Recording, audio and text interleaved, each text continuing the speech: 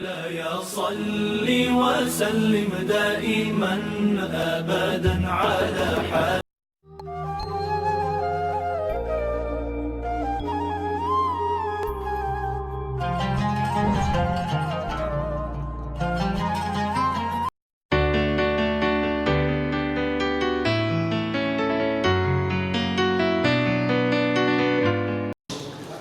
Majlis Taklim Sapari Subuh hadir bersama kita Wakil Ketua Ustaz Didin Abdul Hamid beserta para penasehat yang hadir pada kesempatan pagi hari ini, Ustaz Haji Boyin Ibrahim, Ustaz Haji Zainal Abidin, Pak Ustaz Haji Madid Musyawarah, kemudian orang tua kita Bapak Haji Dwi Agus Purnomo, Bapak Haji Sugimin, Bapak Saidisan kita dengan sama-sama membaca kalimah-kalimah thayyibah, tahlil, tahmid, tadzkir dan sholawat serta maulid yang disampaikan oleh guru kita. Mari sebelum guru kita menyampaikan kembali materi kajiannya, kita buka majlis ini dengan membaca Al-Quran Suratul Fatihah. Semoga dengan berkah, karomah, mukjizat Suratul Fatihah, apa yang kita pelajari hari ini insya Allah di samping menambah wawasan keilmuan kita, juga insya Allah akan meningkatkan keimanan dan ketakwaan kita kepada Allah Subhanahu wa Ta'ala. Dan terus disakitin mulut lidah kita berselawat kepada baginda Rasul, insya Allah keberkahan berselawat kepada baginda Rasul. Allah takdirkan keluarga kita sakinah, mawaddah warahmah. Allah takdirkan anak cucu kita soleh dan soleha.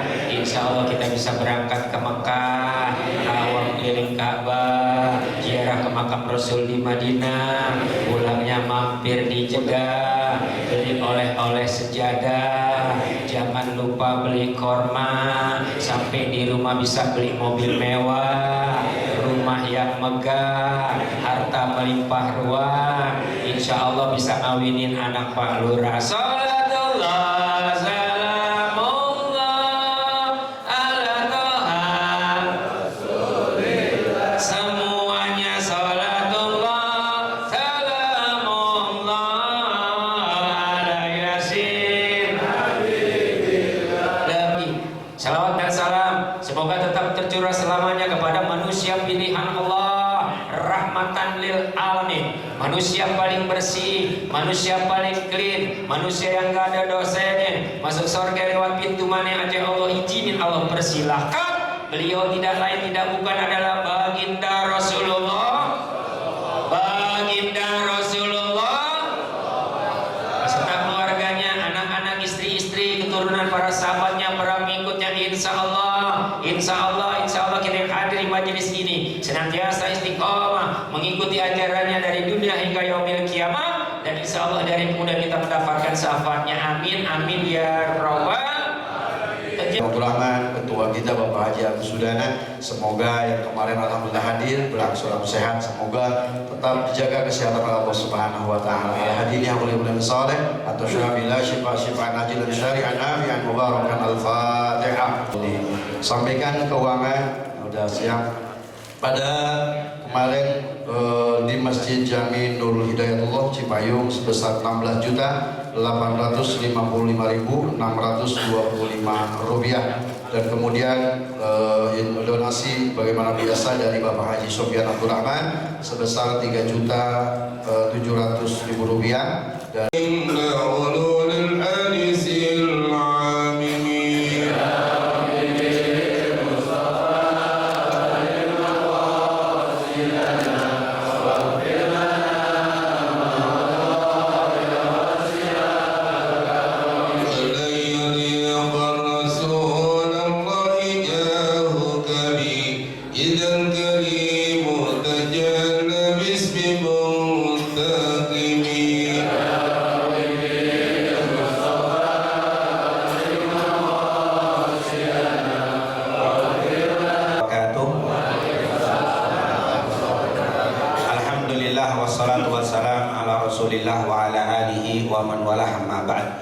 segala pujian dan puji kehadirat Allah, salawat serta salam selalu kita sampaikan kepada junjungan kita Nabi Muhammad SAW, para keluarga, sahabat tabi'in, serta seluruh umat yang selalu beristiqamah mengikuti sunnah-sunnahnya hingga yaumul qiyamah. Alhamdulillah, pada pagi hari ini kembali kita dapat bersilaturahim untuk bersama-sama duduk memakmurkan rumah-rumah Allah.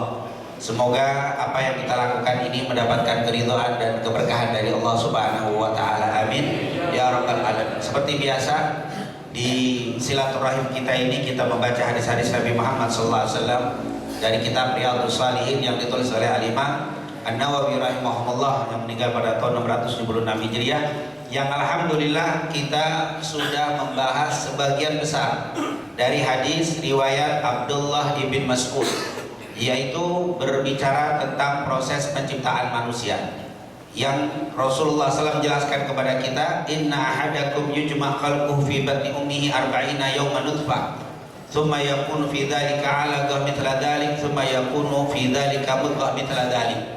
Ini sudah kita bahas bahwa Allah Subhanahu wa taala menciptakan kita semua, tentu di luar Nabi Adam, karena Nabi Adam sudah kita jelaskan pada pertemuan sebelumnya.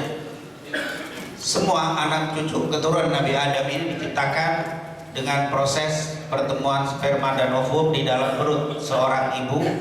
40 hari pertama setetes mani, 40 hari kedua segumpal darah, dan 40 hari ketiga dibentuk.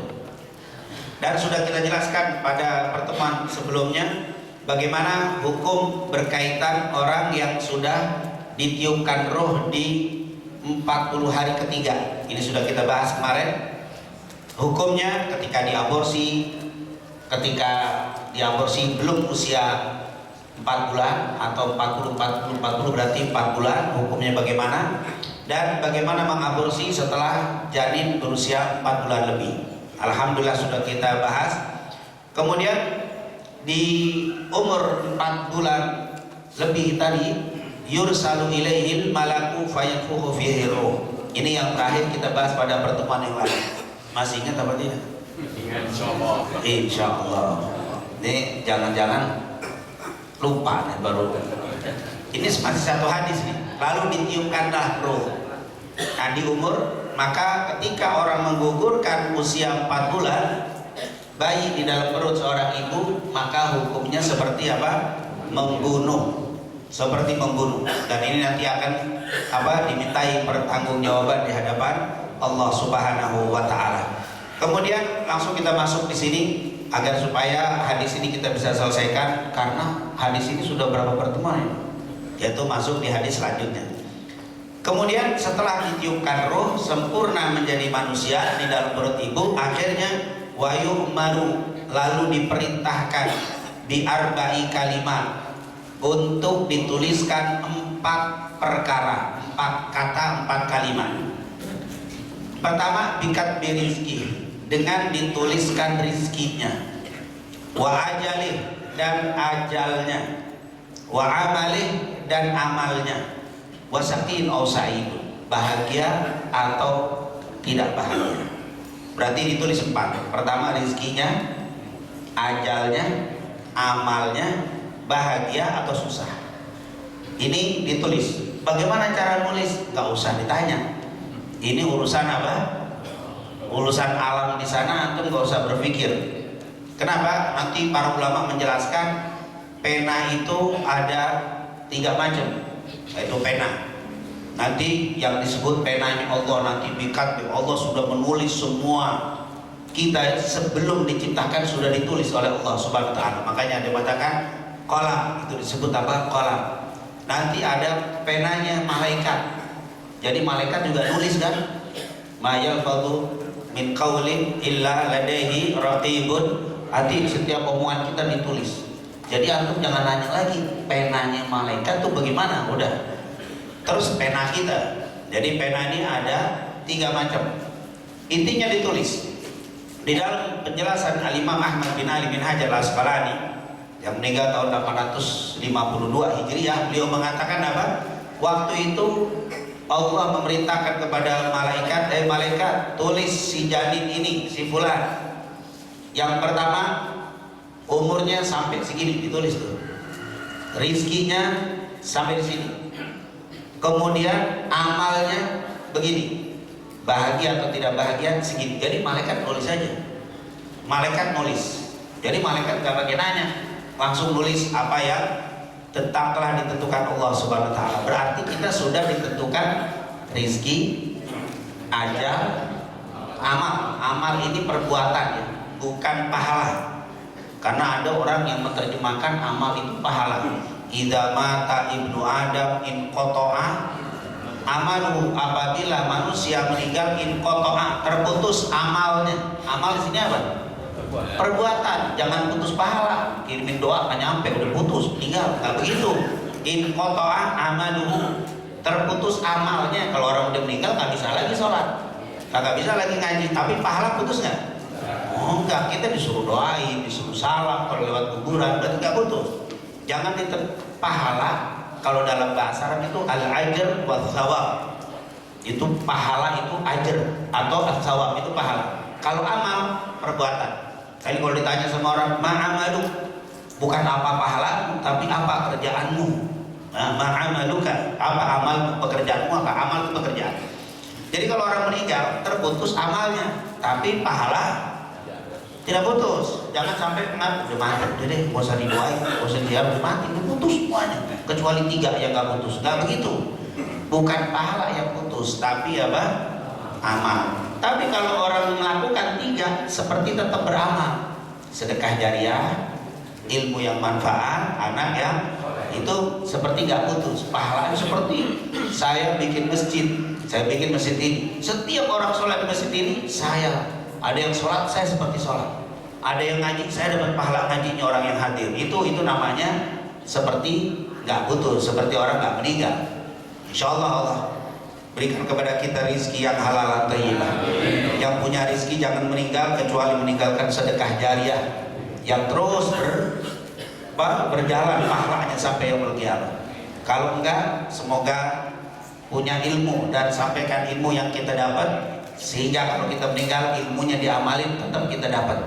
Kalau enggak juga banyakin anak tapi yang soleh, biar jadi apa? Penerus. Setelah kita meninggal anak kita sholat, anak kita ngaji, tetap dapat. Insya jangan meninggal nggak meninggalkan 1 di antara 3, apalagi 3-3. Jangan meninggal sedekah, nggak ada. Meninggal nggak punya ilmu, nggak pernah ngasih orang ilmu. Meninggal nggak punya anak sama sekali, jangan. Kalau nggak punya anak sama sekali, bagaimana Sar? Cari anak asuh, anak-anak yatim di tangga kita banyak nih. Anak-anak yatim, anak-anak pengajian yang mau ngaji, kasih, ayo siapa yang mau ngaji nih, saya biayain ngaji, saya biayain. Itu nanti menjadi apa? Anak yang soleh yang dapat juga orang tua asuhnya. Jadi jangan sampai meninggal tanpa meninggalkan apa? 3 atau 1 di antara 3. Insya Allah berikan rezeki yang halal dan thayyibah. Amin ya rabbal. Jadi ditulis ini. Apa ditulis? Yang pertama rezekinya, yang kedua ajalnya, ajal umur. Yang ketiga apa? Amal. Nah, amal itu perbuatannya. Dan syaqi atau sa'id. Syaqi itu gak bahagia, sa'id itu apa? Bahagia. Bahagia atau tidak bahagia. Jadi orang susah apa jadi orang senang. Nah, tapi jangan dibilang muka cemberut terus, kok cemberut dulu kayaknya dijadiin takdir jadi orang susah. Itu bukan begitu kalimatnya. Nah, coba kita lihat secara singkat. Para ulama mengatakan penulisan takdir segala sesuatu itu beragam, jadi nggak satu, ada tahapan. Yang pertama, takdir azali. Sebelum kita diciptakan sudah ada takdir. Qadha, kalau bahasa kita suka ngomong qadha. Qadha itu ketentuan. Allah Subhanahu wa taala telah menentukan kita sebelum kita diciptakan oleh Allah, sebelum berbentuk manusia sudah ada. Disebutkan di dalam hadis riwayat Abdullah bin Amr bin Al-As riwayat Imam Muslim, khalaqallahu maqadir al-khalq. Allah telah menciptakan maqadirul khalq, takdir-takdir makhluknya qabla an yakhluqa, sebelum diciptakan as-samawati wal ard, sebelum diciptakan langit dan bumi sudah ditentukan takdir. Berapa lama? Bi khamsina alf sanah. Berapa? 50.000 tahun sebelum diciptakan sudah ada. Jadi sebelum kita ada sudah ditentuin tuh takdirnya, sudah apa? Itu namanya takdir azali. Yang tahu ini hanya Allah, malaikat nggak tahu juga. Jadi sudah ditentuin. Jadi nggak kebetulan antum di apa? Kalau kita kan maaf, kadang-kadang belum kita mau menciptakan mobil, kita bikin peralatan, bikin apa? Spare partnya. Wah ini kayaknya kekuatan mobil nih 10 tahun begini. Itu kita. Tapi kalau Allah jauh sebelum diciptakan sudah tahu ini bakal begini, bakal begini, bakal begini. Itulah kemaha pengetahuan Allah Subhanahu wa ta'ala. Jadi ini sudah ditentukan sebelum diciptakan langit dan bumi 50.000 tahun sebelumnya. Hadis Sahih Muslim. Ini namanya takdir azali. Jadi jangan dipikir setelah terbentuk janin baru Allah tentuin. Enggak, itu sudah ada jauh sebelumnya. Jauh sebelum diciptakan sudah ada takdirnya. Bahkan matinya udah ditentuin. Kalau kita buat perusahaan, buat HP ini bertahan 10 tahun, kan itu juga 10 tahun ditentukan. Iya. Kalau nggak rawatnya nggak bagus bisa 5 tahun. Kalau dibanting sehari, ya kan begitu.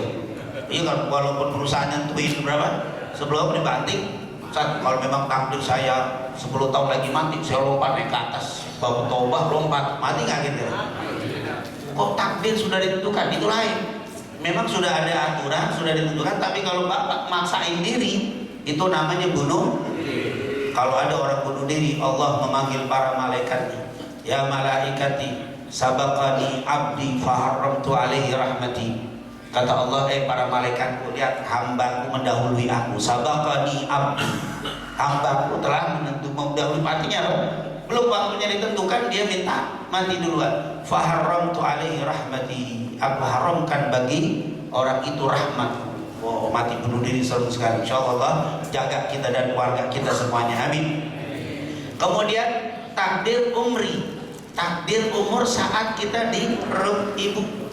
Setelah 4 bulan ditulis, ini hadis bab. Bikat birizkihi wa ajalihi wa amalihi sakiyun au.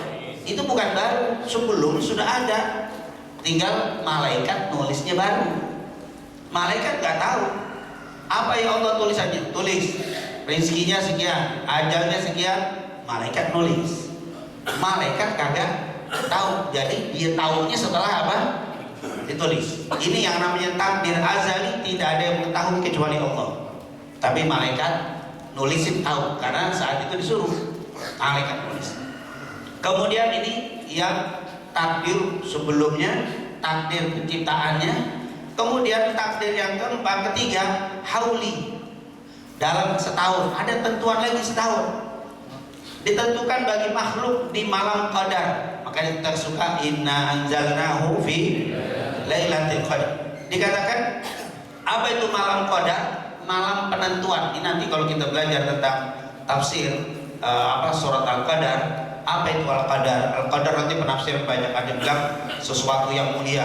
Qadar itu adalah ketentuan, qada dan qadar. Jadi di situ di malam itu ditentukan takdir. Makanya orang yang dapat malam Lailatul Qadar berubah takdirnya yang nggak baik jadi baik. Itulah makanya kita mengejar semalam. Kalau kita masuk 10 terakhir ada yang etikaf semuanya pengen apa? Dapat Lailatul Qadar, perubahan takdir. Jadi ada perubahan takdir yang sifatnya tahunan, maka disebut hauli. Ya, haul itu setahun. Makanya kalau ada yang apa? Oh, haul ini berarti haul meninggal setahun dari orang yang meninggal, disebut haul. Begitu juga kalau kita belajar tentang zakat, syaratnya ada 2, ada nisab dan haul. Nisab itu kadar terkecil untuk mengeluarkan zakat, haul dimiliki setahun. Itu haul. Kata haul nanti Bapak Ibu bisa lihat di ziarahnya Rasulullah ke Syuhada Uhud. Waktu Rasulullah SAW ziarah ke Uhud, kata Imam Ahmad dalam musnadnya, Rasulullah ziarah haul. Setiap tahun pasti Rasulullah apa? Nyempetin diri untuk ziarah ke Uhud, haul. Nah, ini luar biasa. Makanya kalau kita punya rezeki yang belum umroh dah. Kalau punya rezeki banyak, tiap tahun paling nggak 1 kali ya Pak, umroh. Pak nggak umroh lagi duit banyak, udah 10 tahun yang lalu. Tiap tahun kalau perlu biar kita bisa ziarah Uhud karena ziarah Uhud itu hauli. Rasulullah SAW kalau kita baca hadisnya Rasulullah haul, yaitu dalam artian ziarah ke Uhud. Haul. Makanya dalil ahli sunnah yang bikin haulan itu salah satunya adalah riwayat dari Rasulullah SAW yang berziarah ke Uhud setiap tahun. Haul. Nah intinya ada kalimat hauli yaitu setahunan. Inna anzalnahu fi lailatin mubarakatin inna kunna mundirin fiha yufraqu kullu amrin hakim. Pada malam itu dijelaskan segala urusan yang penuh hikmah. Artinya takdirnya dirubah. Kalau kita dapat itu malam ada perubahan. Di bulan Ramadan kita betul-betul fokus untuk ibadah kepada Allah, karena itu merubah takdir-takdir ke depan yang nggak baik dirubah oleh Allah dengan kebaikan. Ini takdir tahunan. Jadi takdir sebelum diciptakan, takdir saat diciptakan, takdir tahunan. Jadi jangan dipikir, oh Ustaz, kalau rezeki saya memang udah begitu ya udah dah.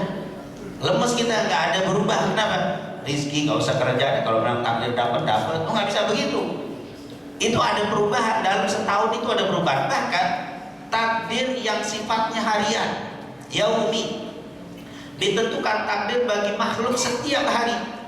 Makanya dikatakan yas'aluhu man fis samawati wal ardh kulla yawmin huwa fi sya'n. Setiap hari kita bisa berubah takdir. Waktu kita bangun, kita ucapkan alhamdulillah, kita niat yang baik, kita ikhtiar yang baik, maka takdir yang di perut ibu itu bisa berubah. Jadi jangan dipikir udah takdir nggak bisa berubah, diem aja enggak. Subuh, qobliyah subuh, bangun, sholat qobliyah subuh, itu akan mendapatkan lebih baik daripada dunia dan isinya. Subuh bangun, hidupkan di waktu pagi dengan zikir. Kan kata Rasulullah SAW, ini membuka pintu rizki. Dan seterusnya. Nah, orang yang mau dapat rizki, harinya mulai bangun, jangan sampai duluan matahari. Kalau matahari udah terbit, antum baru bangun tiap hari, rizki berat. Rizki, kata orang tua apa? Depan ayam rizkinya. Rizki itu jadi ada perubahan. Jadi yaumi. Makanya setiap habis sholat kita minta rizki Allah. Setiap pagi riwayat Ummu Salamah, Rasulullah kalau pagi subuh suka berdoa, Allahumma inni as'aluka ilman wa rizqan, rizq, wa amalan mutaqabbalan. Itu amal. Jadi ada kan udah ditentuin satu rizki. Pas sudah ditentuin amal. Enggak, kita disuruh minta tiap hari ada apa? Ada perubahan. Makanya kata para ulama, qadha atau takdir azali tidak bisa berubah. Ketentuan Allah sudah ditentukan sebelum kita diciptakan, tidak bisa dirubah. Tapi dari semua selain itu bisa berubah. Alhamdulillah. Jadi tidak boleh kita pasrah dengan takdir, karena takdir bisa berubah. Ajal bisa berubah, rizki bisa berubah.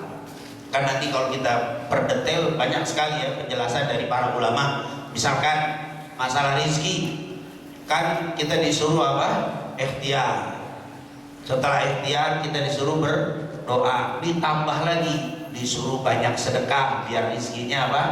Nambah. Disuruh bersyukur biar, kan Allah bilang la in syakartum akan aku tambah. Jadi banyak silaturahim. Man sarrahu an yubsatalahu fi rizki wa yubsa'alahu fi athari falyasil rahimah. Siapa yang pengen dibentangkan rizki, dipanjangkan umur, sambung tali silatur. Jadi ada amalan-amalan yang bisa menambah, merubah itu rizki yang sudah ditentukan oleh Allah Subhanahu. Jadi jangan pasrah dengan takdir. Ajal bagaimana? Ajal ada, bisa berubah. Di dalam kata Allah, idza jaa ajaluha. Iya. Kalau idza jaa itu pakai fi'il madhi. Idza jaa, apabila telah datang ajalnya, fala yastakhiruna sa'atan wa la yastaqdimu. Ya enggak bisa maju, enggak bisa mundur, udah datang. Tapi kalau belum datang, silaturahim menambah berkah umur. Itu berkah umur apa? Memperpanjang. Disuruh bakti birrul walidain, kata Rasulullah tidak ada yang bisa menambah umur lebih hebat daripada birrul walidain, nambah umur. Banyak amalan yang kita disuruh melakukan supaya dikasih panjang umur. Bahkan doa juga Nabi mendoakan sahabat seperti Anas bin Malik dalam Sahih Bukhari Muslim. Di Sahih Bukhari disebutin Rasulullah berdoa untuk siapa? Anas bin Malik, sahabat Nabi. Allahumma akthir malah wa waladah wa tawwil umurah wa barik lah. Doa Nabi dalam Sahih Bukhari untuk Anas bin Malik. Apa kata Rasul? Allahumma akthir malah, ya Allah banyakin hartanya, wa waladahu, banyakin anaknya, wa tawwil umurahu, panjangkan umurnya. Kalau memang umur nggak bisa dipanjangin lagi, ngapain doa-doa untuk apa? Panjang umur, selesai. Ternyata panjang umur bisa berubah.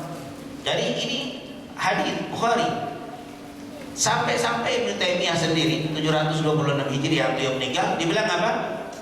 Sepakat seluruh ulama umur bisa diperpanjang selama belum datang apa? Ajal. Kalau sudah ajal bergerak ya, atau mau kita doa lewat. Nih silaturahim nih. Jadi panjang umur nih. Jangan-jangan nggak meninggal sering silaturahim semua. Sampai jam segini ini udah berapa tahun kita silaturahim seperti ini. Panjang umur, alhamdulillah. Saya lihat jamaah nggak berkurang malah bertambah. Kalau berkurang kan meninggal serem juga kita. Ternyata alhamdulillah tambah banyak. Ini merupakan karunia. Silaturahim, jangan diremehkan silaturahim. Silaturahim ini adalah amalan yang memperpanjang umur. Jadi ajal itu bisa berubah. Nah kemudian rizki apalagi? Rizki ajal aja bisa berubah, apalagi rizki bisa berubah ya. Mana pasal malum di sedekah, harta tidak akan pernah berkurang dengan sedekah, bahkan ditambah. Ketika berarti kan ada tuh menambah rizkinya sekian, banyak sedekah naik.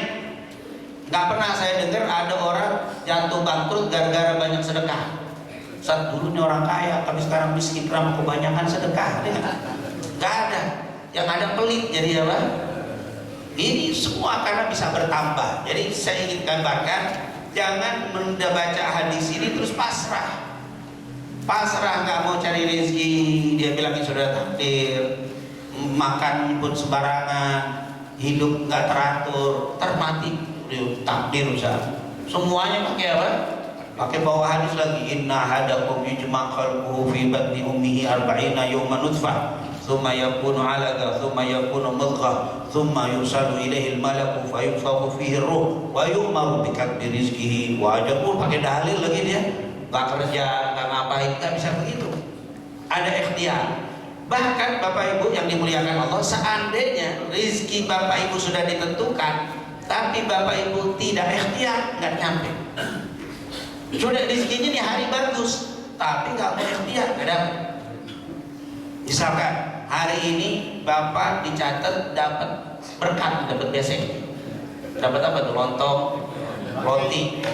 Ternyata Bapak nggak mau keluar, nggak mau kesini, nggak dapat. Allah bilang dapat kalau datang sabari subuh gitu. Nggak datang, Pak bisa ke panitia, mana berkat saya? Loh Bapak nggak datang kirimin, enak aja. Iya panas itu kayak ada air gitu. Pernah dapat kayak begitu? Oh itu pernah panas, apalagi keausan tuh kayaknya husnudonan kayaknya air itu. Padahal itu apa? Fata Morgana. Air pas deket nggak ada, cari lagi, adanya di Bukit Marwah. Akhirnya dari sofa menuju ke Marwah, dari Marwah sofa, mundar mandir 7 kali. Dia nggak bilang ya Allah kirimkan air, nggak pakai. Dia doa tapi dia ikhtiar dulu. Buk sofa Marwah sampai ke 7 kali di Marwah. Ternyata Ismail dilihatin, hentakan si kecil si Ismail alaihissalam itu mengeluarkan air. Langsung Sayyidah Hajar lari dari mana? Dari Marwah ke Nabi Ismail yang airnya kelihatan tuh, keluar sambil ngumpulin, zummi, artinya apa? Kumpul itu air. Akhirnya dinamakanlah air Zam-zam. Zummi itu dari kalimat Hajar. Kumpul. Kata Rasulullah, seandainya Hajar tidak ngomong zummi, banjir itu Ka'bah. Banjir, tapi dibilang zummi, kumpul. Sehingga air itu nggak melebar, tapi begitu. Diambil, nongol lagi, diambil. Ya kalau air keluar terus kan bisa banjir, nggak bisa banjir karena zummi. Kan kita udah tahu tuh di Jawa Timur dulu keluar apa itu, terus air muruk kampung, karena nggak berhenti. Tapi ini nggak berhenti, tapi nggak melebar. Diambil keluar lagi, diambil sampai sekarang kita ambil terus keluar. Tapi air itu nggak sampai menjadi apa? Banjir. Zumi. Itu kalau kita lihat, kenapa Allah nggak kasih kepada Sayyidah Hajar waktu anaknya nangis doa keluar? Ikhtiar dulu 7 kali muter-muter baru dikasih. Seandainya Sayyidah Hajar nggak mau, nunggu takdir dah. Kalau Allah kasih ini kan Nabi nih, anak kecil nggak punya dosa, anaknya Nabi lagi, kan anaknya Nabi Ibrahim. Nabi Ibrahim, Khalilullah, kekasihnya Allah, nggak mungkin didiemin kehausan, pasrah aja dan pasti datang air, nggak bisa begitu. Ikhtiar dulu, nantum anaknya Nabi bukan, bapaknya bukan, pengen, yakin aja dah, yakin Allah datang. Dari mana? Ikhtiar dulu, keluar. Sayyidah Maryam, ibunda dari Nabi Isa, waktu mau melahirkan, dia bersandar di pohon kurma. Yang saat itu kurma sedang rutab, kurma muda, karena musim panas waktu itu. Makanya kelahiran Nabi Isa di musim panas, bukan di musim dingin, di musim salju. Pas waktu itu Allah bilang kepada Sayyidah Maryam, Huthi, kata Huthi ini goyang. Kalau orang saya tuh mau oyak, di orang, tuh pohon kurma disuruh orang. Nah, Sayyidah Maryam baru ngelahirin Sayyidah Maryam baru ngelahirin Nabi Isa. Disuruh orang tuh pohon kurma yang lagi muda disuruh orang. Coba deh nanti kalau bapak ibu umroh atau haji kan suka diajak jalan-jalan kemana? Kebun kurma, orang tuh pohon kurma kira-kira turun jatuh nggak tuh buah yang muda itu kira-kira jatuh bang? Serombongan deh 5 bis bawa pergi ke kebun kurma, orang nih pohon kurma lagi rutopnya lagi keluar nih kuning, orang semua kagak bakalan bergerak. Sayyidah Maryam baru ngelahirin. Nah kalau sekarang mah ibu baru ngelahirin, minum disiupi, makan disuapin mas suami lemes. Betres apa bukan orang? Ini disuruh ngorak pohon. Kenapa? Karena Allah nggak mau ngasih rezeki tanpa ada ikhtiar. Di orang, Sayyidah Maryam berdiri, nggak pakai ngomong, ya Allah, apa mungkin pohon ini bakal rontok buahnya? Saya kan baru ngelahirin, lemes, nggak begitu. Usaha. Allah perintahkan usaha, nggak usah mikirin. Jangan bapak berpikiran usaha bapak yang menghasilkan rezeki, bukan. Bapak tugasnya usaha, rezeki yang mendatangin Allah. Tapi kalau kita berpikir kita yang mendatangkan ini jadi salah. Kalau kayak begitu nggak pas teorinya. Kenapa? Banyak orang yang lebih rajin dari bapak, rezekinya nggak sebanyak bapak. Bapak rezekinya sabar subuh dulu, minum kopi, pulang nyantai, kerja, duitnya lebih banyak. Ada yang keluar sebelum subuh, Pak. Pulang isya, nggak dapat apa-apa, dapat balik 10.000. Bapak santai. Karena rezeki bukan ditentukan dengan apa? Usaha kita. Usaha kita adalah ikhtiar, Allah yang ngasih. Jangan jadi Tuhan, bapak sih kurang rajin, nggak bisa begitu. Banyak yang lebih rajin dari saya. Rizki bapak juga bukan ditentukan dengan ilmu. Pusat ini orang kaya karena ilmu, enggak. Ada profesor naik motor tua kesana kemari, profesor, doktor, miskin. Ada yang kagak bisa baca, pakai Mercy, pakai apa? Gak bisa baca. Orang ngitungnya pakai kalkulator gede. Bisnis kalkulator kagak bisa, tapi kok rezekinya banyak. Jadi memang ilmu nggak menjadi penentu rezeki harta. Enggak. Allah sudah kasih dia rezekinya berupa ilmu, tapi hartanya nggak dapat. Dan ini tentunya sekali lagi ikhtiar. Berdiri Sayyidah Maryam diorak tuh pohon kurma, tuh sakit aliki rutaban janiyah, berjatuhan kepadamu, kepada aliki, yaitu kepada Sayyidah Maryam, rutaban janiyah, rutop yang seger, jatuh dimakan sama Sayyidah Maryam, seger. Melahirinya enak karena sudah apa? Makan, tenaga. Makanya orang baru lahir bagus makan apa? Rutop. Yang saya masalah sekarang rutop susah. Jangan diganti. Di kadang-kadang Indonesia mah pinter, kan makannya manis-manis. Makanlah yang manis-manis, berarti apa? Nggak ada. Rutop nggak bisa diganti dengan yang manis. Rutop makan. Yang jadi pembahasan kita itu disuruh usaha dulu. Setelah usaha baru berjadwal. Berarti bapak ibu nggak boleh bilang kalau mau dari rezeki aja datang nggak bisa. Pagi doa, siang ikhtiar, rizki pasrahkan kepada Allah. Itu rizki. Jadi jangan dibilang rizki udah ditentuin, nggak begitu. Tapi kita harus ikhtiar. Tapi memang tetap kembali kepada Allah. Berapa banyak orang kerja tapi rizkinya dikit. Kadang-kadang ada orang yang kerjanya nggak terlalu banyak, rizkinya banyak. Itu ditentukan sama Allah. Tapi bisa berubah. Makanya ada ulama yang bilang begini, kita itu orang dapat rezeki banyak boleh jadi karena 3 perkara atau 1 di antara 3. Boleh jadi takdirnya bagus. Udah itu takdirnya bagus, kerjanya nyantai, rezekinya apa? Banyak, itu udah takdir. Ada takdirnya kurang bagus, cuman ikhtiarnya kuat. Sebenarnya takdirnya rezekinya nggak banyak, tapi rajinnya luar biasa. Doa, usaha, doa, jadi dikasih. Allah nggak mungkin mengecewakan orang. Allah tidak mungkin mengecewakan hamba. Orang ini walaupun takdirnya jelek, maksudnya rezekinya sedikit, tapi ikhtiarnya luar biasa. Tahajud dia kerjain, qiyamul lail doa dia kerjakan, ikhtiar dia rajin, dibuka sama Allah Subhanahu wa taala. Itu sukses. Sukses boleh jadi karena takdir, sukses boleh jadi karena ikhtiar dan semangat. Ada juga sukses boleh jadi karena orang tua didoain. Sebenarnya takdirnya nggak begitu bagus, usaha biasa saja, tapi karena birrul walidain sama orang tuanya dulu ngangkat tangan berdoa terus untuk apa? Anaknya jadi sukses. Makanya kita jangan pernah melupakan orang-orang tua kita. Banyak di antara kita yang sukses berkat doa orang tua. Inilah berbicara tentang takdir. Makanya kalau bahasa qada dan qadar, apa sih bedanya? Ini tentunya kita tidak membahas tentang qada dan qadar. Ini nanti Bapak Ibu bisa belajar dalam bab akidah, karena ini termasuk akidah ya. Kalau kita bicara hadis, tentang hadis Umar bin Khattab, hadis yang panjang, malaikat pernah bertanya, yang menyerupai laki-laki bertanya kepada Rasul, akhbirni anil iman.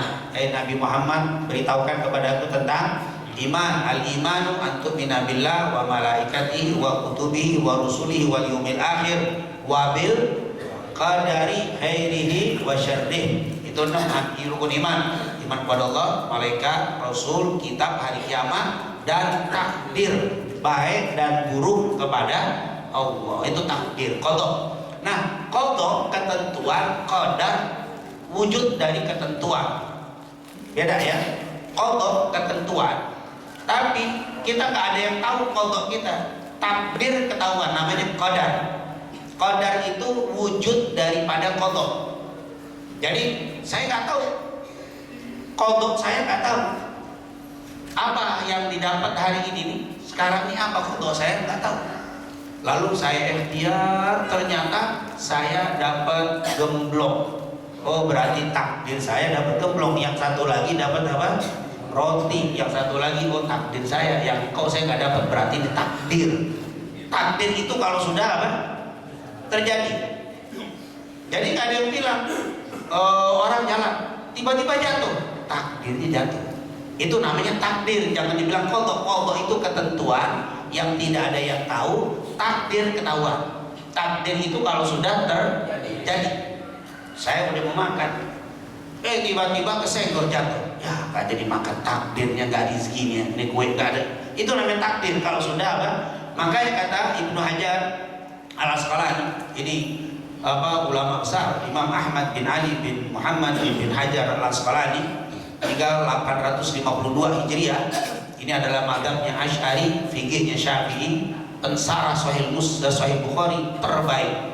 Tidak ada orang yang mensarahkan Sahih Bukhari yang lebih utama daripada Imam Ibnu Ahmad atau Ibnu Hajar Al-Asqalani. Qada adalah hukum bagi seluruh makhluk secara garis besar sebelum keberadaannya. Sedang qadar adalah bagian hukum yang terjadi dari qada. Ya. Qada itu ketetapan, takdir itu kejadian. Jadi berarti qada kita nggak ada yang tahu. Takdir ketahuan, tapi setelah apa? Terjadi. Ternyata Ustaz, orang itu sudah olahraga rajin, makannya sehat, 4, 5 sempurna, 7 sempurna, 8 lagi sudah. Rapi banget. sakit udah takdir. Dengan takdir. Jadi takdir itu diketahui setelah terjadi. Jadi qada dan qadar, ketetapan dan kejadian. Itu kejadian. Jadi antum semua nggak ketahuan qadanya. Jadi jangan dibilang kalau begitu saya pasrah rezeki ketentuan. Antum udah tahu ketentuannya? Belum. Usaha. Kalau sudah usaha dapatnya sedikit, takdir, syukuri. Saya sudah doa, saya sudah usaha, takdirnya segini, alhamdulillah. Itu namanya. Jadi takdir setelah ikhtiar, setelah doa. Orang Islam tuh harus ada doa. Non muslim boleh jadi kerja tapi kurang mengandalkan doa. Orang Islam doa dan usaha. Akhirnya kejadiannya disebut takdir. Jadi saya sudah keluar dari pagi cari rezeki, sore dapatnya segini, takdir Allah. Jadi takdir itu bisa diketahui setelah apa? Kejadian. Jadi beda ya antara qada dan nggak usah. Kata Imam Ibnu Qayyim, murid Ibnu Taimiyah bilang apa? Tidak usah terlalu panjang, terlalu dalam bicara qada dan qadar. Karena semakin dalam kalau nggak kuat-kuat semakin bingung kita qada dan qadar. Yang ada yakini Allah Maha Kasih, Allah Maha Sayang, tidak mungkin menentukan keburukan untuk kita, tinggal usaha dan doa pasti dikasih yang terbaik. Selesai, begitu aja. Jadi nggak usah mikirin apa? Qada. Usaha, doa, yang terjadi takdir yang pasti terbaik untuk kita. Jadi ketika kita sudah usaha ternyata nggak jadi orang kaya, udah takdir kita itu. Dan tidak mungkin Allah mentakdirkan kita yang tidak baik. Jangan bilang saya kalau kaya udah deh, jangan. Bapak udah segini bagus. Enggak, saya kalau kaya saya bangun masjid, saya tutup semua masjid saya bangun. Nah itu kan belum. Antum belum kaya. Tapi kalau emang udah kaya emang bisa begitu. Oh, jangan bilang satu masjid setengah mati itu. Kalau nggak kuat-kuat tuh, itu hanya Allah yang memilih siapa dari hamba-hamba yang digerakkan untuk apa? Mengeluarkan hartanya di jalan Allah. Nah, ini luar biasa. Jadi kalau kita sudah ditakdiri jadi orang kaya, alhamdulillah. Ini yang pantas. Ini orang miskin gak sabar. Saya kalau miskin saya bisa. Jangan Pak, Anda gak mampu kalau miskin. Makanya Allah sayang sama Anda, dikasih apa? Harta. Supaya apa? Kamu bisa menjalankan. Kenapa saya gak kasih itu? Karena kalau itu gak bisa menjalankan. Jadi semua takdir terbaik untuk kita. Yang penting sudah doa dan ikhtiar. Semoga Allah berikan takdir semua yang baik untuk kita. Amin. Ya Rabbal Alamin. Naik tentunya bicara tentang ajal sangat panjang. Kemudian syarat qada dan qadar disebutkan, saya tidak bahas ini karena memang ini bicara tentang akidah yang banyak dibahas di bab akidah. Kita fokus kepada hadis Rasulullah SAW. Kemudian di dalam hadis ini ya, maaf ini terpotong di hadis. Dikatakan hadis Rasulullah SAW pernah dari riwayat Jabir bin Abdullah Ansari, telah datang kepada Rasulullah Suraqah bin Malik. Suraqah bin Malik berkata, ya Rasul, apa yang kita lakukan ini baru atau sudah ditentukan Allah? Apa yang kita lakukan ini sudah ini baru apa sudah ditentukan Allah? Rasul menjawab, semua sudah ditentukan Allah. Maksudnya kapan? Zaman apa? Azali, dan zaman waktu kita di perut ibu kita sudah ditentukan. Kan amal sudah ditentukan. Makanya Suraqah bilang, ya Rasul, ini kita ngaji nih yang datang ke sini, ini sudah ditentuin apa baru? Ini sudah ditentuin semua yang hadir di tempat ini. Kata Rasul begitu. Akhirnya Suraqah bilang, lalu untuk apa kita mau beramal ya Rasul? Enggak usah puyeng-puyeng kita capek-capek beramal kalau sudah ditentukan semuanya Allah. Apa kata Rasul? I'malu fa kullun muyassar. Kata Rasul, i'malu fa kullun muyassar. Usahalah. Kalau memang kamu ditentukan hari ini bisa hadir di safari subuh, pasti Allah mudahkan untuk hadir. Tapi kalau belum ditentukan, ada aja. Udah mau jalan mules, akhirnya telat nggak jadi, belum ditentukan takdir. Tapi dia sudah. Tapi kalau saya tadinya nggak mau datang, tiba-tiba teman datang, jamaah lain, Pak, ayo ke safari subuh. Ya, tadinya udah males, tapi dikasih apa? Kemudahan, dijemput. Tiba-tiba yang tadi semalam puyeng tiba-tiba sehat, muyassar.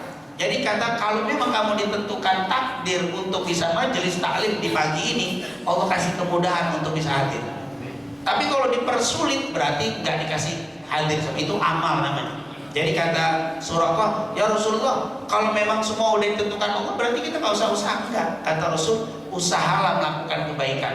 Kalau memang sudah takdirnya kamu melakukan kebaikan, Allah kasih mudah. Makanya kata ulama, Bapak Ibu, kalau kita mau melakukan sesuatu kok gampang berarti itu bagus. Tapi kok susah berarti itu tidak bagus. Ini menjadi kaidah umum. Ketika ada seseorang mau kerjasama sama saya sudah mau siap kerjasama, ternyata ada aja halangannya. Ketemuannya nggak jadi, sudah ketemu nggak sepakat, ribet urusannya, tinggalin. Ini menunjukkan nggak bagus di kesana, karena di awalnya sudah dikasih apa? Ribet urusannya. Itu tanda sebenarnya. Tapi kalau tiba-tiba dipertemukan dengan mudah, janjian, terus ngobrol juga nyambung, cepet, baik, itu fakullun muyassar. Malu fakullun muyassar. Kata Rasul, usahalah, karena semua yang bagus itu akan dimudahkan untuk. Jadi kalau dipersulit ya, mau ngaji susah banget. Saya mau ketemu pengajian nggak bisa ada apa? Nah ini, oh berarti mungkin sesuatu yang nggak bagus. Hati kok nggak tenang, hati kok ada sesuatu itu. Nah ini merupakan apa? Malu fakullun muyassar. Itu kalimat ini kata ulama, kerjakanlah segala sesuatu kalau itu Allah tentukan baik untukmu, muyassar. Allah kasih apa? Gampang. Ya kan ada lagi tuh pemuda, doain kenapa mau nikah? Bukannya bulan yang lalu kamu jadi nggak ini ribet banget, orang tuanya ribet, istri calonnya ribet, berarti kamu nggak bagus itu. Belum udah begini, belum nikah udah puyeng. Nanti gimana mau nikahnya? Berarti nggak muyassar bagi dia. Jangan berarti tinggal cari yang apa muyassar, gampang. Karena segala sesuatu kalau memang takdir untukmu akan diberikan apa? Kemudahan. Jadi jangan mengandalkan kepada takdir, usahalah. Kalau memang nggak bagus, Ali bin Abi Thalib pernah berkata, "Kunna jurusan indan Nabi, fa balama minkum min ahadillah wa qad kutiba maq'aduhu minal jannah wa maq'aduhu minan nar." Kata Rasulullah, kata Ali bin Abi Thalib, saat kami sedang duduk dengan Nabi bilang, tidak ada salah seorang di antara kalian kecuali sudah ditentukan berada di sorga apa di neraka. Akhirnya sahabat bilang yang hadir, "Qulna ya Rasulullah, afala nattaqi?" Ya Rasul, kalau begitu pasrah aja. Kalau begitu, kalau memang surga dan neraka kita udah ditentuin, ya udah kagak usah apa? Gak usah beramal. Natakil itu pasrah aja, gak usah usaha. Apa kata Nabi? Qad i'malu fa kullun muyassar. Jadi ada orang yang mau ngaji digampangin, mau ibadah digampangin, mau sedekah digampangin, tanda-tanda di ahlil jannah. Tapi ada orang yang mau ngaji, ada aja nggak bisa. Mau ibadah ada aja. Giliran dangdutan gampang banget. Mau ke tempat dugem mudah sekali. Hati-hati tuh. Fakullun muyassar. Berarti dimudahin kok ya. Saya kok dimudahin datang ke tempat maksiat, tapi dipersulit datang ke tempat. Kalau mau ke tempat ibadah ada aja. Tapi giliran mau maksiat gampang banget. Orang saya nggak mau datang dijemput. Saya nggak punya duit, saya bayarin. Wah, ini hati-hati kalau kayak begitu. Langsung Bapak istighfar. Astagfirullah, istighfar. Berarti mulai dibuka pintu menuju apa? Neraka. Istighfar. Insya Allah kalau kita ngerti, wah ini jalan gak bagus, berarti saya harus banyak istighfar. Insya Allah Allah rubah takdirnya. Nah ini katanya, fa amma man a'ta wattaqa wa saddaqa bil husna fasanuyassiruhu lil yusra. Lihat, fa amma man a'ta, siapa yang bersedekah, wattaqa dan bertakwa. Man a'ta, siapa yang telah diberikan kedudukan oleh Allah, wattaqa dan bertakwa, wasaddaqa dan apa? Membenarkan dan melakukan amal soleh dengan bersedekah, dengan itu berarti dia sudah dibukakan pintu-pintu kebaikan. Fasanuyassiruhu lil yusra, kami akan berikan jalan yang apa? Yusur, mudah. Itu kalau orang yang bertakwa itu mudah. Tapi kalau orang yang yang takdirnya buruk, mau ibadah nggak bisa. Orang punya duit miliaran sampai triliunan belum haji. Kenapa? Mau haji takut aja bawaan. Saya takut dibalas. So memang haji itu hari pembalasan. Padahal haji itu adalah hari pembebasan, bukan hari pembalasan, pembebasan dosa. Tapi takut, ada aja. Bahkan nggak pernah ke masjid. Kok bisa? Padahal mobil ada, motor ada, rumah nggak bisa. Itu sudah mulai apa? Nah, ini makanya kata Rasul, jangan kau bersandar dengan apa? Qadha. Berusahalah kebaikan. Kalau kau dapat takdir baik, pasti akan dimudahkan untuk. Fima ya'malul amilun qala kullun muyassar lima khuliqalah. Ini hadis-hadis yang seperti ini cukup banyak. Semua orang takdirnya baik, pasti dimudahkan untuk melakukan kebaikan. Terakhir sebagai penutup, inna ahadakum la ya'malu bi amali ahli jannah hatta ma yakunu bainahu wa bainaha illa dhira'un fa yasbiqul kitab fa ya'malu bi amali ahli nar fa yadkhuluha. Kata Rasulullah, ada orang yang beramal soleh, amalnya menjadi ahli surga, sholat rajin, tiba-tiba takdirnya sudah ditentukan, tiba-tiba berubah bermaksiat dan akhirnya meninggal dan masuk neraka. Wa inna ahadakum la ya'malu bi amali ahli nar. Tapi sebaliknya, ada orang yang maksiat, takdirnya sudah ditentukan, tiba-tiba taubat, beramal soleh, meninggal jadi ahli surga. Maksudnya kenapa ya kok bisa begini? Yang pertama menunjukkan jangan sombong dengan amal soleh kita, karena kita tidak tahu akhir hayat kita, tidak tahu. Jangan merasa sudah beramal soleh meremehkan saudara kita yang maksiat. Anda tidak tahu akhir hayat Anda. Berapa banyak orang yang masya Allah tiba-tiba sebelum meninggal dia terpeleset maksiat dan akhir maksiat dan mati dalam keadaan suhul khatimah. Dan berapa banyak saudara kita preman, nakal, jahat, mabuk, sekarang tiba-tiba dapat taufik hidayah, lalu beramal soleh, meninggal husnul khatimah. Ini menunjukkan jangan sombong dengan amal soleh kita. Saat kita bisa beramal soleh, syukuri. Lalu ulama ini berperan apa? Takdir. Iya. Ini namanya takdir, biar kita tidak ujub, biar kita tidak sombong. Yang kedua, bisa begini bagaimana? Iya, boleh jadi ada orang kok beramal soleh tiba-tiba maksiat lalu mati dalam kemaksiatan dan masuk neraka, disebabkan yang pertama amalnya yang begini biasanya gak ikhlas. Orang yang beramal soleh tidak ikhlas biasanya gampang berubah.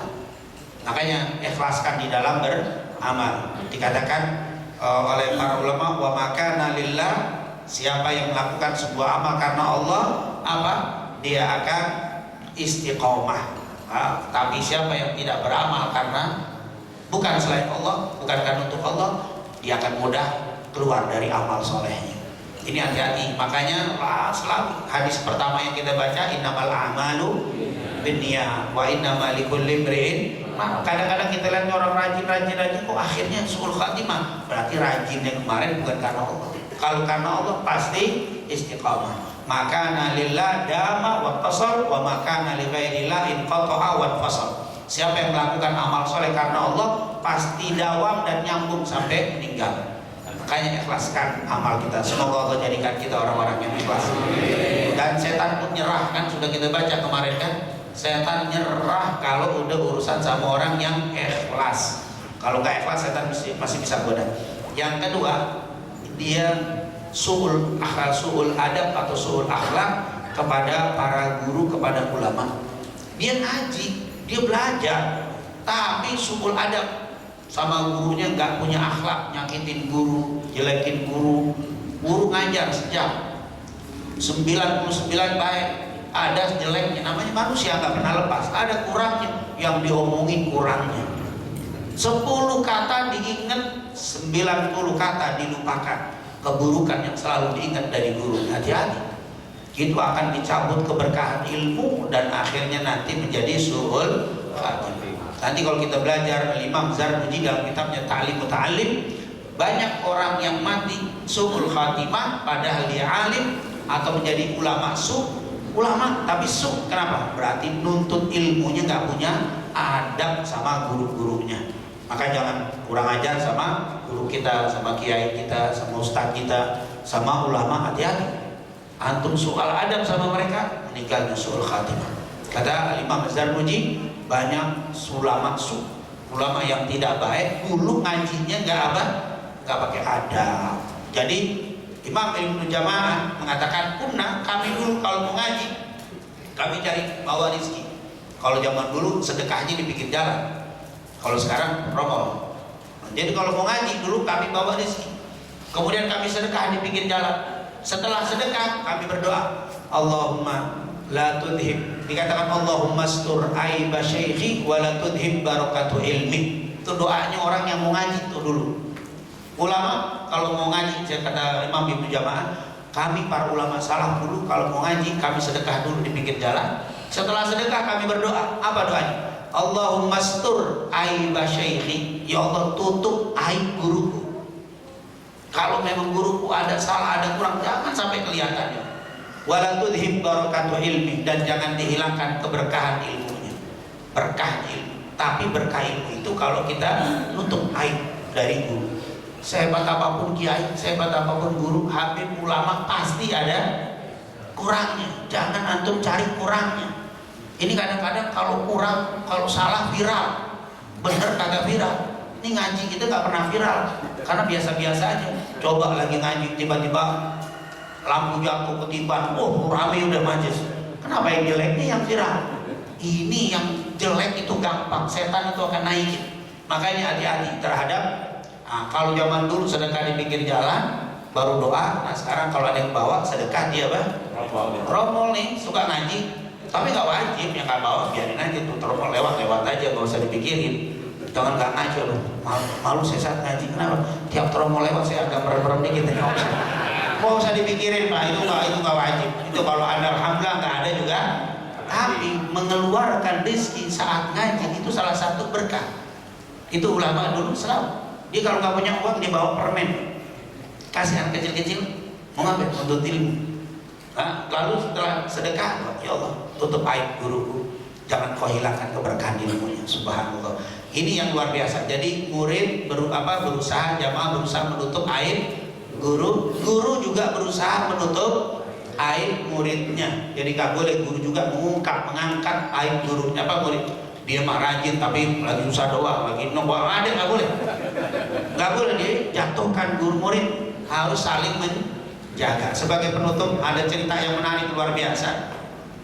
Dulu ada seorang ulama besar, punya murid banyak, dan lau haibah qawiyah, ini guru wibawanya luar biasa, sangat wibawa. Bahkan kalau dibuka pertanyaan, hal minkum, apakah ada di antara kalian yang mau nanya? Amin saya, orang nanya, gak ada yang berani nanya, tegak, bukan temu apa? Kan kita begitu, kalau depan guru yang wibawa, takut kita, mau nanya, boro-boro mau nanya, mau ketut tapi gak berani, ditahan, mau ngomong, takut gitu, bukan takut apa, wibawa yang kuat. Ternyata gak ada yang nanya.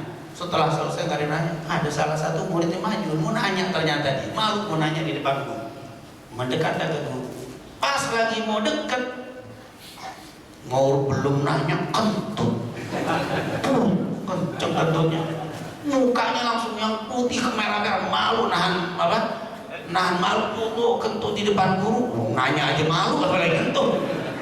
Si guru biasa aja. Terus dia nanya, ya Syekh, saya pengen nanya. Gurunya bilang begitu. Apa? Saya pengen nanya. Begitu lagi. Saya pengen nanya, wahai guru, irfa sautak, angkat suara, kencengin kalau mau nanya. Si murid, guru agak kurang dengar berarti kentut saya aman tadi. Guru berarti agak dengar. Tenang dia. Saya pengen nanya begitu, tadinya mau nanya udah gemeter. Nanya dijawab sama syekhnya, sama gurunya, selesai. 3 tahun kemudian gurunya meninggal. Setelah meninggal gurunya, dia kumpul biasa sama teman-temannya, kesan-pesan sama guru. Salah satunya dia cerita, dulu saya pengen nanya, malu depan guru. Pas lagi deket kentut, muka saya langsung merah, sangat malu. Tapi jadi nggak malu gara-gara apa? Guru kita ternyata kurang dengar. Teman-teman yang lain, kalau bahasa kita budak kali ya, guru kita agak budak ternyata. Makanya saya agak kurang malunya ketika tahu begitu. Murid teman-teman yang lain, guru budak. Gak ada guru budak, enggak budak. Dia gak ada budak-budaknya sama sekali. Tapi kata si muridnya, setiap ketemu saya disuruh sekencang suara saya selama 3 tahun. Subhanallah, ternyata guru nutupin aib dia. Setiap 3 tahun ketemu disuruh ngomong kencang. Kalau ngomong kencang, ini kalau ngomong teriak-teriak sama gurunya. Padahal gurunya kagak budek, demi menutup apa? Aib daripada muridnya. Kalau muridnya ditutup aib begitu, bagaimana murid nutup aib gurunya? Makanya orang kurang berkah gara-gara suka ngangkat aib orang. Ayo kita ngaji dimanapun kita berada, lihat kebaikannya, jangan dilihat kekurangannya. Lebih kurangnya, wassalamualaikum warahmatullahi wabarakatuh. Mencegah dari hal-hal yang tidak kita inginkan, dan Allah kuatkan keimanan, ketakwaan kita. Allah jadikan keluarga kita keluarga sakinah, mawaddah, warahmah, dan Allah jadikan anak-anak kita anak yang saleh, salehah, dan Allah jadikan kemudahan dalam urusan usaha kita. Rezeki kita Allah luaskan, Allah banyakkan, Allah keluarkan dari atas langit, Allah keluarkan dari perut bumi untuk kita semuanya.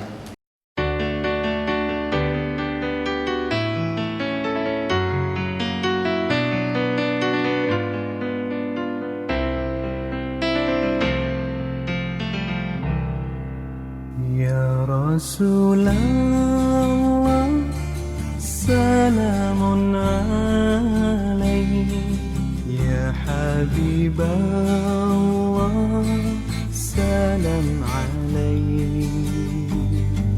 Nabrah ilayya ya Rasulullah, atfan alayya Habiballah.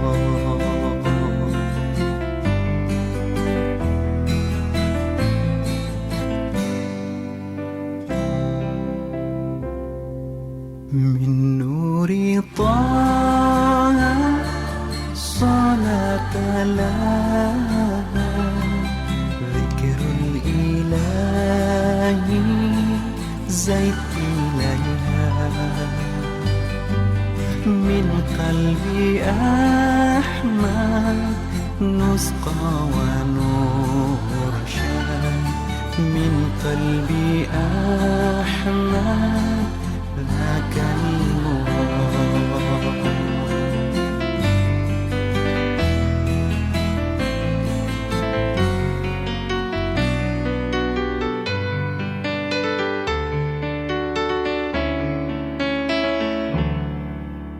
Kekasih Allah juga semesta, salawat salam kita semua.